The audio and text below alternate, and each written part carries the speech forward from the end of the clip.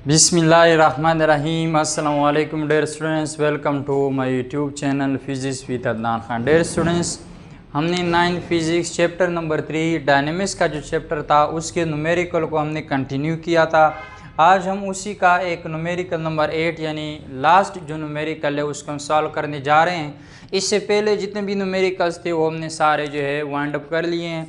तो आज हम न्यूमेरिकल नंबर 8 को जो है सॉल्व करते हैं। ठीक है स्टूडेंट्स, तो सबसे पहले हम इसकी स्टेटमेंट को समझते हैं। स्टेटमेंट में हमें क्या चीज़ें दी गई है और क्या चीज़ रिक्वायर्ड है। ठीक है, स्टेटमेंट हमें कहता है कि a car of mass 1000 kg is running a circular motorway interchange near Swabi with velocity of 80 metre per second.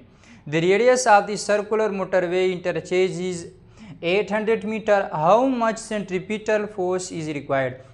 आपसे कहा गया है कि हमारे पास एक गाड़ी है, ठीक है, जिसका मास 1000 kg है। ठीक है, वो एक सर्कुलर मोटरवे के ऊपर क्या कर रहा है, रन अप कर रहा है, और वो मोटरवे कहाँ पर है, सवाबी के करीब।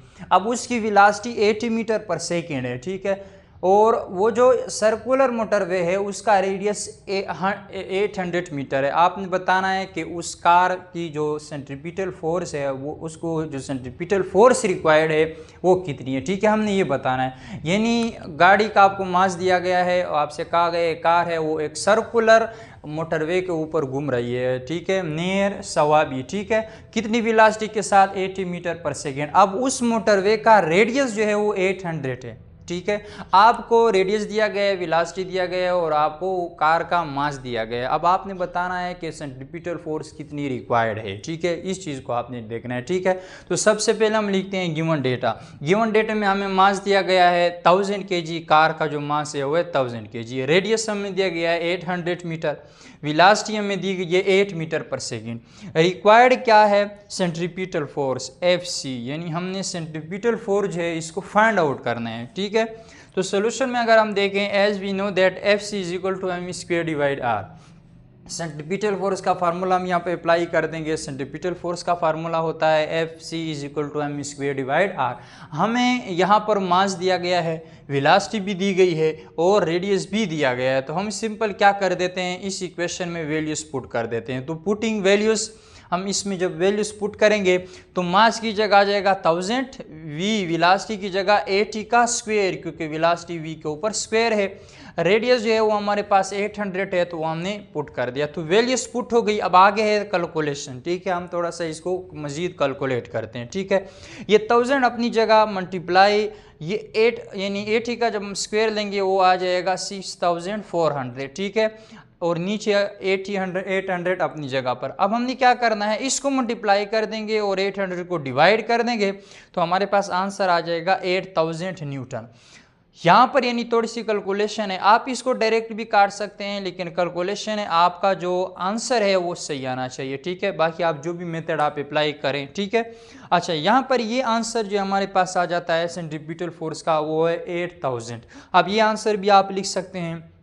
अगर आप चाहते हैं इसको मज़ीद साइंटिफिक नोटेशन में ले जाएं तो यहाँ से हम पॉइंट जो है यहाँ से उठाकर यहाँ पर ले आएंगे तो ये हो जाएगा 8 मल्टीप्लाई कितने डिजिट्स, 1 2 3 मल्टीप्लाई 10 की पावर 3 डिजिट्स जो है हम राइट से लेफ्ट की तरफ ले आए हैं तो हम लगा देंगे यहाँ पर पावर में +3 और सेंट्रीपिटल फोर्स का हमारे पास जो यूनिट है वो होता है न्यूटन। ठीक है, तो वो जो कार है उस गाड़ी को यानी अगर जिसका मास 1000 kg है वो 8 मीटर पर सेकेंड के साथ सवाबी मोटरवे के ऊपर यानी वो रन कर रहा है तो उसका जो मोटरवे का जो रेडियस है वो 800 मीटर है, तो उसको जो फोर्स रिक्वायर्ड होगी वो होगी 8000 न्यूटन। यानी सेंट्रीपिटल फोर्स जो उसको रिक्वायर्ड होगी वो कितनी होगी, 8000 जो है न्यूटन। तो न्यूमेरिकल नंबर 8 जो है ये भी 7 और 6 जो है वही फार्मूला इसमें यूज़ हो रहा है। बुनियादी जो चीज़ होती है न्यूमेरिकल का यानी एक प्रैक्टिस, आपको फार्मूला जो है वो जो एक बार समझ में आ जाए,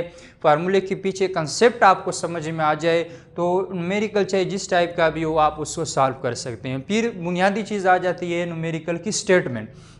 आपने बुनियादी जो चीज़ होगी न्यूमेरिकल की, जब आपको स्टेटमेंट समझ में आ जाएगी आपको उसमें ये चीज़ें समझ आ जाएगी कि हमें क्या क्या चीज़ें मांगी गई है और हमने क्या फाइंड आउट करना है। तो उसी के मुताबिक हम फिर फार्मूले को पुट करते हैं और हमारे पास जो चीज़ रिक्वायर्ड होती है वो हमारे पास सॉल्व होके आ जाती है या फाइंड आउट हो जाती है। ठीक है स्टूडेंट्स, तो ये था हमारा चैप्टर नंबर 3 का लास्ट और 8 न्यूमेरिकल। ठीक है, इस 8 न्यूमेरिकल थे वो हमने सारे के सारे जो है इसको सॉल्व कर लिए। ठीक है स्टूडेंट्स, तो उम्मीद करता हूँ आज का जो मेरे न्यूमेरिकल है वो आपको समझ में आया होगा। अगर वीडियो अच्छी लगी हो तो लाइक करें, कमेंट करें और शेयर करें। और अगर अभी तक आपने मेरा चैनल सब्सक्राइब नहीं किया तो मेरा चैनल भी सब्सक्राइब करें और अपने दोस्तों के साथ भी शेयर करें। हमेशा खुश रहें। अल्लाह हाफिज़।